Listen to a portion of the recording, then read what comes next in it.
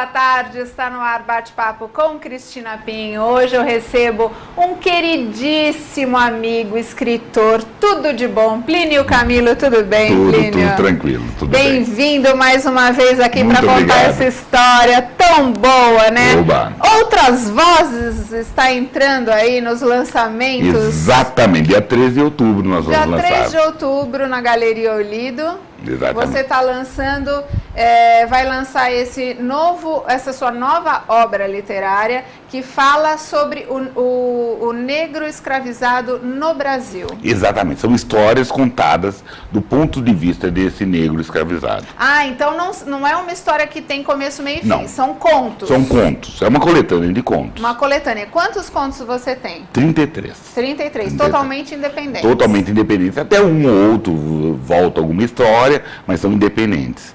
Plínio, essa obra, você tá trabalhando ela há 20 anos, é isso Exatamente. mesmo? E engraçado, eu nunca imaginei isso em você, porque você já tem uma outra visão de outros livros que vieram primeiro, né? Sim, mas há 20 anos, exatamente um pouco antes, mas claramente com o nascimento da minha filha, eu comecei a pesquisar sobre essa história do negro escravo, lendo livros, relendo histórias de quilombo. Então eu tenho pesquisado, colhendo isso. Há 20 anos não sabia o que fazia. Mas qual é a relação que tem a sua filha com a pesquisa, aguçar a pesquisa nesse conteúdo? Eu queria contar a história de um povo que ela faz parte, do povo negro brasileiro. Que bacana. Queria contar a história para ela. Que lindo. E aí eu fui buscar, primeiro comecei histórias de orixás, contar a história de orixás para ela, e depois histórias de que ocorreram, né? A ideia foi fazer cuidar da minha filha, quer dizer, dar essa história para ela. Os orixás têm um conteúdo religioso. Que é baseado no candomblé, eu acho, exatamente, na Umbanda. Não, é uma religião que os escravos se utilizavam. Exatamente, criou-se aqui, né? Trouxeram essas lendas, porque você imagina, se pegavam negros de várias tribos, com várias histórias, com várias línguas, alguns até inimigos, colocavam todos dentro do navio e traziam para cá. Lógico que não foi nessa forma tão automática, mas aí eles iam construindo a história. Eu tenho um Deus que é assim, assado, olha, ele também faz isso. E aí teve toda uma formação dessa história desse orixá. Então, essa história desse orixá é o conjunto é a união de várias histórias de vários orixás africanos. Então, a história de Xangô é uma, Logoeda é outra, com todas as fusões. Mas isso eu comecei a contar histórias para a Bia. A partir do momento que ela crescia, comecei aí, ela também me interessava mais, queria mais ver coisas de Harry Potter, e continuei vendo a minha pesquisa. Há uns 4 anos atrás, eu comecei a testar essa história. Construí um conto, né, Minha Lourinha, e encontrar a voz desse escravo. E aí eu tive a sorte desse primeiro conto, de encontrar a forma e a voz que eu queria falar, que era o ponto de vista desse escravo. Ah, então é por isso que você diz que essa obra, você traz a realidade, que é a história real desse povo, e também trabalha com a ficção. E essa ficção é a voz dos escravos, exato, não a voz do senhorzinho, não a voz do historiador. É a voz do escravo, desse negro escravizado. Mas por que você chama de ficção a voz dele, uma vez que ele traz a realidade que ele viveu? É que eu não tenho, vamos dizer, eu não tenho certeza né, se ele falava desse jeito, ou dizia desse jeito, ou tinha essa cantiga. Mas com certeza era muito próximo que isso. Mas também não sou historiador, sou apenas um escrivinhador. Então, sendo um escrivinhador, né, esse escrivinhador, ele teceu essa história, essa voz que ele trouxe para ele. E eu chamo de ficção. Né? Muito, para você também garantir que a história, às vezes você não sabe se eles estão falando a verdade, né? Não, o que eu imaginei, há um conto, que é Os 24 Dias e Açoite. É um conto muito bonito, foi muito legal ser feito. E eu estava estudando sobre essa revolta na Bahia, dos malés, e que o líder, que não participou diretamente, recebeu uma quantidade enorme de açoites, que ele ia ficar 24 dias recebendo 50 chibatadas. Parei, né? Aí eu comecei a escrever, possuído, comecei a escrever. Escrevi a história. Voltando nisso, eu soube que antes dele receber os 24 dias de açoite, ele teve uma redução. Quer dizer, a história que eu fiz é outra. Foi uma história de um cara que tomou 24 dias de açoite, que está muito longe do que houve da realidade lá, né, com o Pacífico. Lá na... Que loucura! Então eu tenho essas corrupções que eu faço. Qual foi a dosagem que você deu para essa realidade, para essa ficção? Nenhuma. Nenhuma? Não, dosagem não fui... Você foi lógico, escrevendo? Fui escrevendo. Que maravilha! Fui querendo descobrir essa outra voz. Olha só, eu tenho uma... Já que você está lançando essa obra no dia 3 de outubro, Exatamente. que é a semana que vem já, na Galeria Olido, o lançamento ainda está no forno. Estamos então, produzindo. Né? Então está produzindo. Mas eu tenho a capa do livro que inclusive está muito... Olha que coisa linda que ficou essa capa. Eu fiquei encantada com essa capa. Essa capa é um achado. Não é? É um achado. Isso foi uma ilustração que você também... Não foi a editora. Foi essa parceria com o editor, com o Zé Renato, com a Leia. Foi uma boa parceria que nós fizemos e que eles me presentearam, né? Com essa capa. Está saindo por que editora? 11 Editora. 11 Editora. Exatamente. E essa tua parceria com eles também teve envolvimento nas suas pesquisas, na sua escrita ou não? Não. Eu já levei, é uma editora que está iniciando, Uhum. né? Está iniciando agora, então é que eu levei essa pesquisa, esse resultado, né?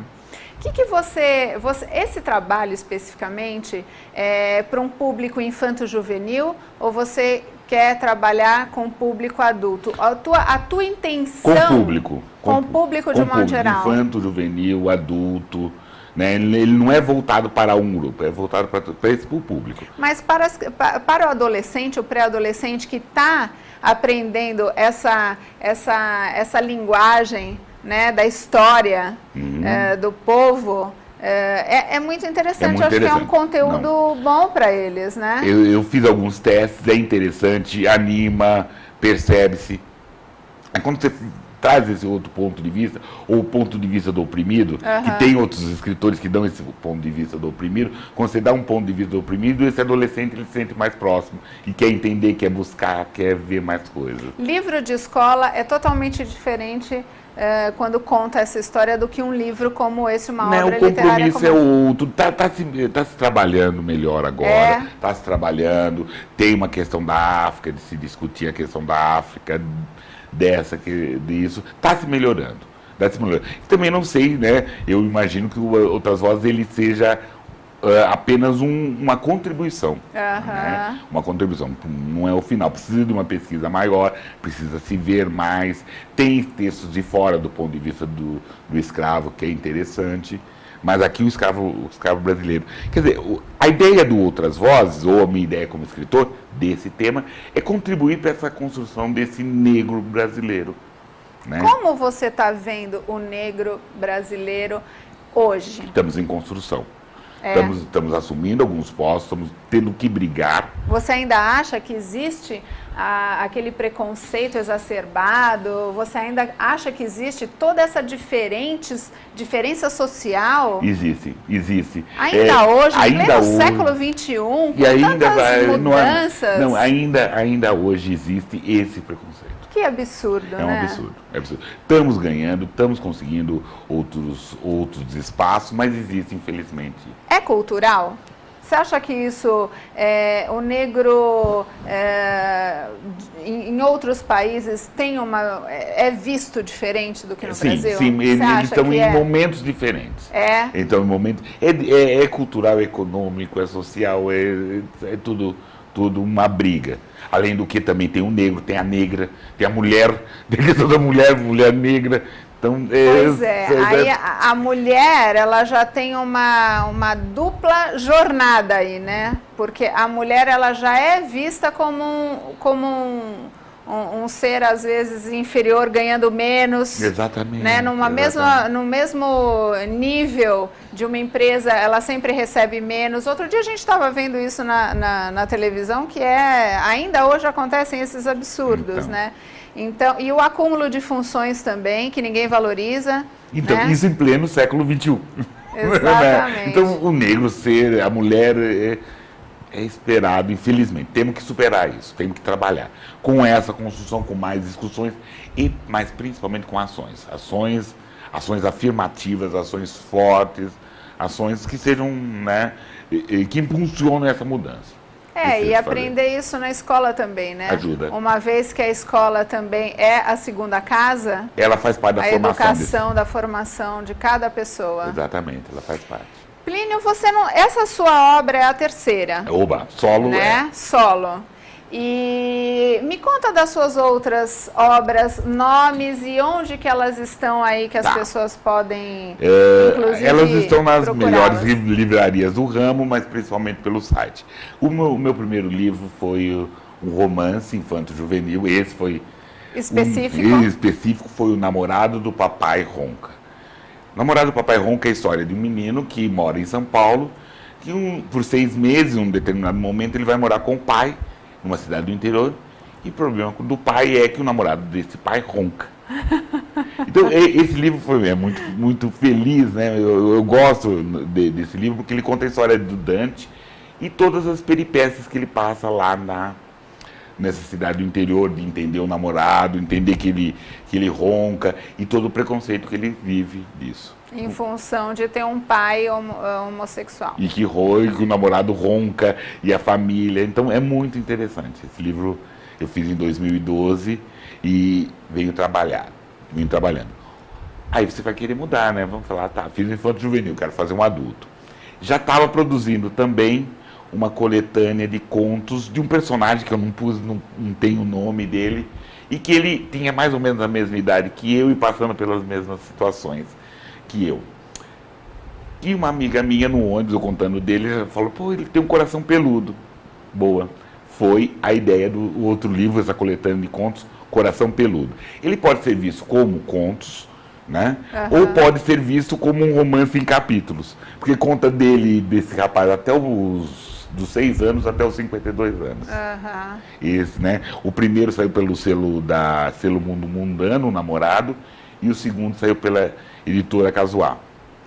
E foram muito interessantes essas duas coisas. E agora, pela 11, Outras Vozes. O Outras Vozes te dá uma bagagem maior, né, de conhecimento, talvez de pesquisa, não só de um povo, mas também do ser humano. Né? Sim, sim. Como fica você, depois de tantas pesquisas e contos diferentes e situações com todos os livros que você fez até agora, essa tua visão em relação ao ser humano? Eu fico com vontade de contar mais histórias. Porque assim, eu como escritor, eu quero contar, eu não quero passar uma mensagem, eu quero contar histórias. E essas pesquisas me trouxeram várias histórias para contar. Outras Vozes sendo publicado, parte dele, eu já estou pensando em Outras Vozes 2, já estou pensando em outros romances, porque tem várias histórias que apareceram para mim, para poder contar. Então daria para Outras Vozes ter uma continuação num outro livro? Sim. Ah, sério? Sério. Mas aí como contos também? Ou como aí contos, como contos.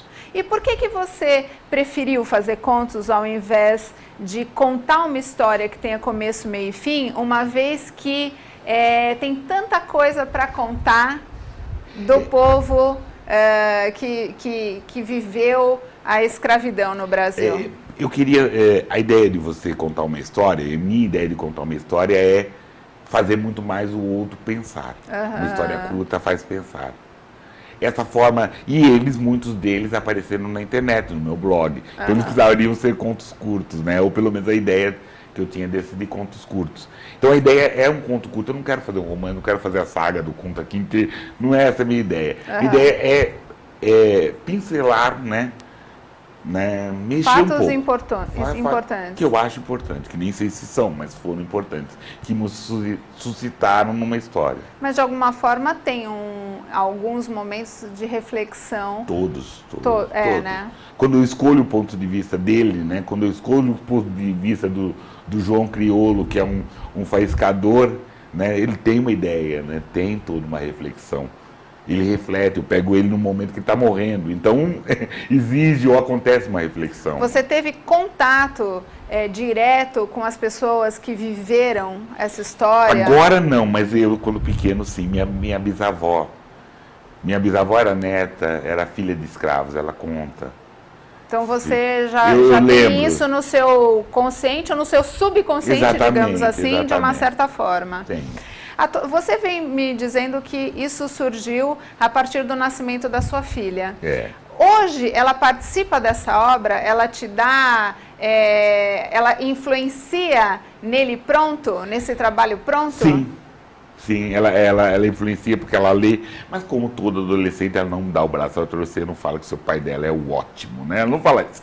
Mas ela tá próxima, ela dá uma retaguarda, assim. Que maravilha!